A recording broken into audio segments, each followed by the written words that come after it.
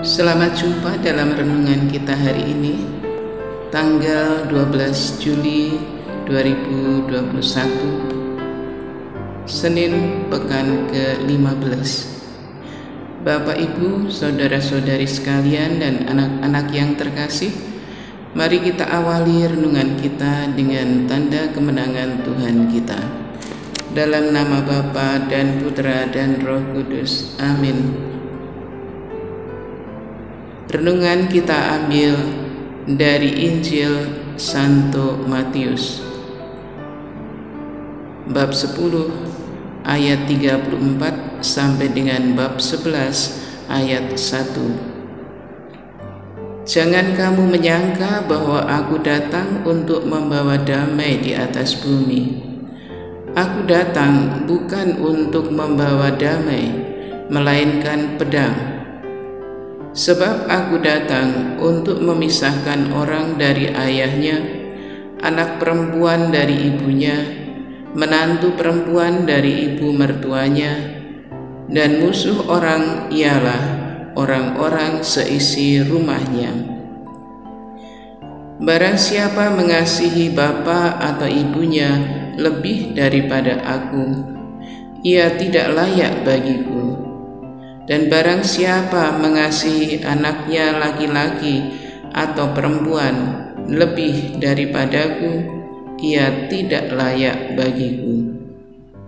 Barang siapa tidak memikul salibnya dan mengikut aku, ia tidak layak bagiku.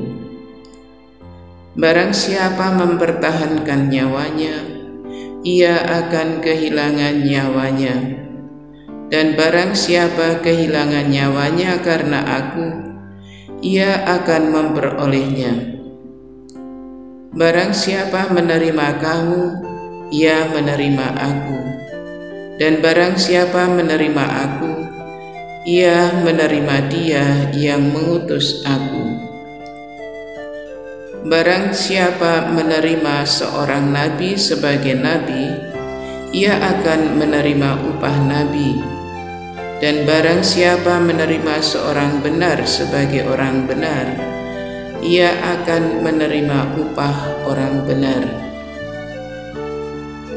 Dan barang siapa memberi air sejuk secangkir saja kepada salah seorang yang kecil ini, karena ia muridku, aku berkata kepadamu, sesungguhnya upahnya tidak akan luput daripadanya.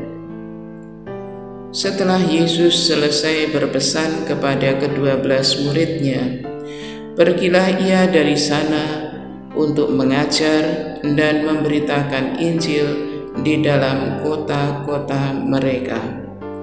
Demikianlah Injil Tuhan. Terpujilah Kristus.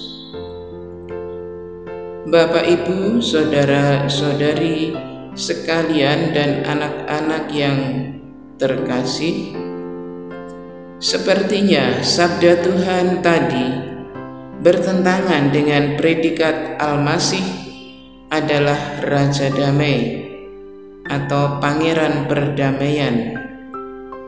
Namun, apapun yang disabdakan Tuhan Yesus, itu adalah kebenaran yang harus kita imani.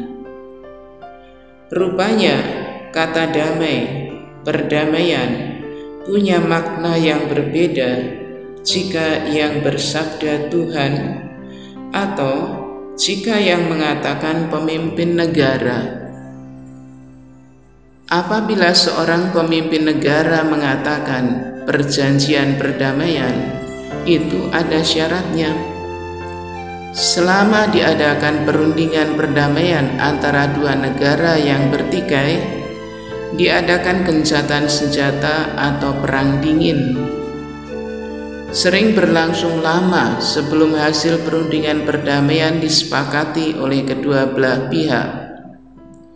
Masalahnya, masing-masing pemimpin negara cenderung untuk memikirkan keuntungan yang bisa didapat untuk negaranya sendiri. Makna damai dari Tuhan selalu bertatapan dengan kebenaran dan keadilan yang digunakan sebagai dasar perundingan, pembangunan hidup, dan kesejahteraan bersama. Belajar dari umat Israel pada masa Perjanjian Lama misalnya, Allah menjadi Allah Israel dan Israel menjadi umatnya. Allah selalu membela Israel umatnya, kendati Israel tak selalu setia pada Allah mereka. Namun begitu Israel bertobat, Allah selalu ada dan membela mereka habis-habisan. Yang jadi syarat adalah taat pada firman Allah. Dan ini tidak gampang. Harus kita perjuangkan sepanjang hidup kita. Kita harus mau kerja keras, mau berjuang, dan punya daya tahan yang baik dan cukup. Begitu kita akan merasakan damai yang sejati yang datang dari Tuhan. Bapak, Ibu, saudara-saudariku, dan anak-anak yang terkasih, Tuhan menghendaki kita semua jadi anak-anak yang baik, yang cerdas, tulus, dan jujur. Pasti kita dianugerahi rahmat damai sejati jika kita setia. Marilah berdoa. Tuhan Yesus, Engkau adalah jalan, kebenaran, dan hidup.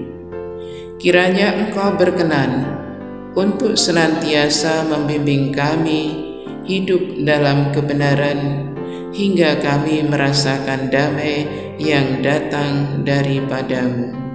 Amin. Dalam nama Bapa, Putra, dan Roh Kudus. Amin. Sampai lain kali. Salam belas kasih Tuhan.